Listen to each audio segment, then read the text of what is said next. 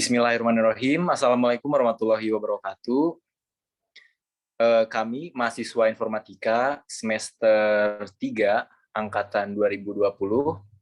Alhamdulillah pada kesempatan ini kami akan mempresentasikan hasil diskusi kami terkait UAS Praktikum Manajemen Basis Data yang beranggotakan 4 orang.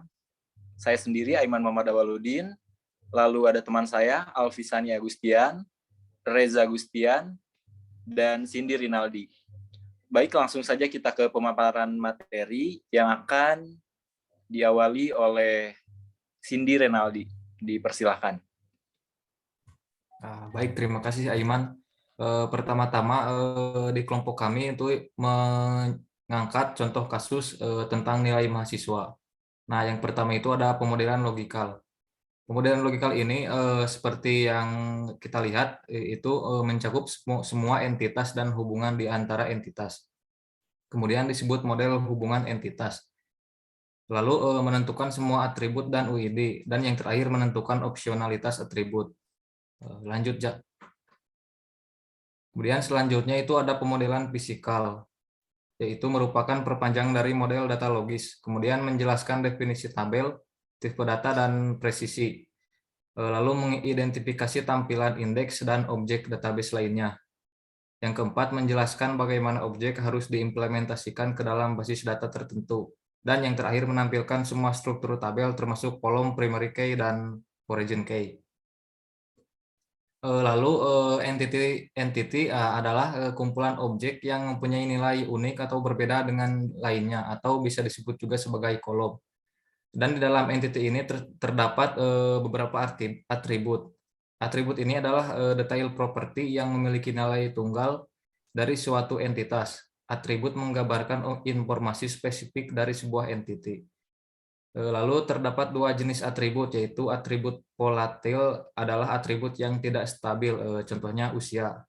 Dan yang kedua ada atribut non-volatile, yaitu atribut yang stabil, misalnya tanggal lahir. Lanjut, ya. Dan yang selanjutnya ada tipe data. Seperti yang kita lihat, tipe data ada banyak macamnya. Salah satunya ada varchar, numerik, integer, dan lain-lain. Kemudian ada relasi juga ada beberapa, yaitu ada relasi one to one, relasi one to many atau many to one, dan relasi many to many. Mungkin rekan saya akan melanjutkan yang selanjutnya. Terima kasih. Baik, terima kasih. Untuk selanjutnya ada proses membuat tabel, kolom, tipe data, serta relasi antar tabel. Untuk yang pertama ada create tabel. Untuk script create tabel mahasiswa sendiri, name terdiri dari kolom number yang berisi panjang angka 9 dan tidak boleh kosong atau not null. Kemudian ada nama bertipe data varchar dengan panjang 20 dan tidak boleh kosong juga. Ada alamat tipe data varchar 20, ada prodi dengan tipe data varchar 20 juga. Untuk selanjutnya ada proses insert data pada setiap tabel. Insert data adalah sebuah perintah yang digunakan untuk memasukkan data ke sebuah tabel di dalam database. Untuk contoh perintah insert data terdapat gambar di samping ini. Ada untuk perintahnya sendiri ada insert into mahasiswa, dan mahasiswa ini adalah nama dari tabel tersebut. Kemudian untuk value-nya terdiri dari name, nama, alamat, dan jurusan. Untuk berikutnya ada perintah update data. Update adalah perintah yang digunakan untuk mendapatkan pembaruan dan melakukan sinkronisasi dengan versi yang baru, atau dengan kata lain memperbarui data. Untuk perintahnya seperti di bawah ini ada update mahasiswa, set prodi. Nah, ini yang diganti di kolom prodi diganti dengan sistem informasi, dan where name adalah untuk lebih spesifiknya dengan data dengan NIM seperti yang tertera. Untuk selanjutnya ada delete data. Delete data merupakan perintah untuk menghapus atau mengurangi data yang salah atau tidak terpakai. Untuk perintahnya sendiri seperti berikut: delete from mahasiswa, where. Where ini untuk menentukan di mana data dengan NIM tersebut.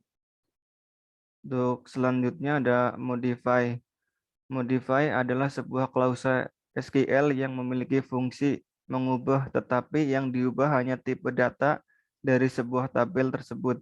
Nama kolom tidak akan berubah jika menggunakan query modify. Dan berikut adalah contohnya menggunakan perintahnya seperti berikut. Ada alter tabel mahasiswa, modify alamat. Nah, untuk yang diganti adalah tipe data dari kolom alamat menjadi varchar 100. Untuk selanjutnya akan dilanjutkan oleh rekan saya.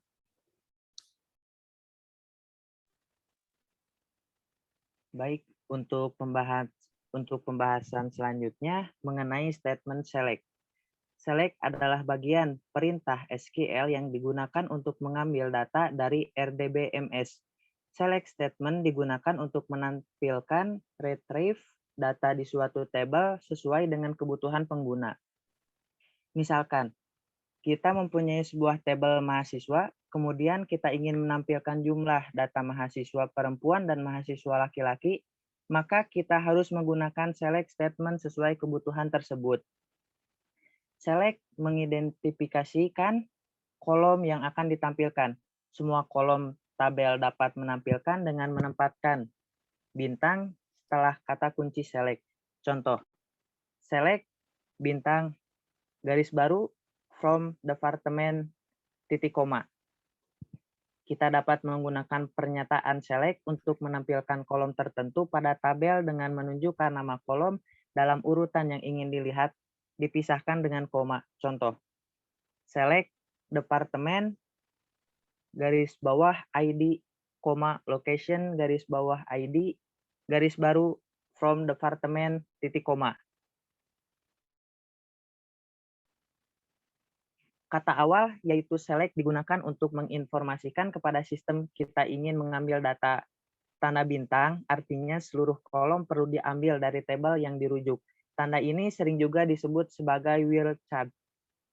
From nama garis bawah tabel, artinya tabel yang akan diambil datanya. Tanda titik koma adalah tanda yang menyatakan akhir dari perintah select atau SQL. Seperti pada gambar, select dan from adalah konstruksi perintah yang menginformasikan kepada sistem database untuk mengambil data dari tabel. Untuk bintang adalah simbol untuk mengambil seluruh kolom dari tabel. Dan untuk MS produk adalah nama tabel yang akan diambil datanya. Mungkin cukup sekian dari saya, dan untuk pembahasan selanjutnya akan dilanjutkan oleh rekan saya. Terima kasih. Baik, untuk penjelasan selanjutnya akan dilanjutkan oleh saya mengenai fungsi AVG. Fungsi AVG ini pada MySQL digunakan untuk mendapatkan nilai rata-rata dari sebuah kolom bertipe numerik. Hal ini sesuai dengan nama fungsi tersebut, AVG, yang berarti average. Nah, average ini adalah fungsi yang digunakan untuk mencari nilai rata-rata dalam suatu kolom yang bertipe data integer atau angka. Selanjutnya, pembahasan kali ini adalah tentang join pada MySQL. Join adalah penggabungan tabel yang dilakukan melalui kolom atau key tertentu yang memiliki nilai terkait untuk mendapatkan satu set data dengan informasi lengkap inner join. Terdapat 3 macam join, yaitu inner join, left join, dan right join. Yang pertama, inner join adalah tipe join yang akan kita bahas pertama. Tipe join ini akan mengambil semua row dari tabel asal dan tabel tujuan dengan kondisi nilai key yang terkait saja.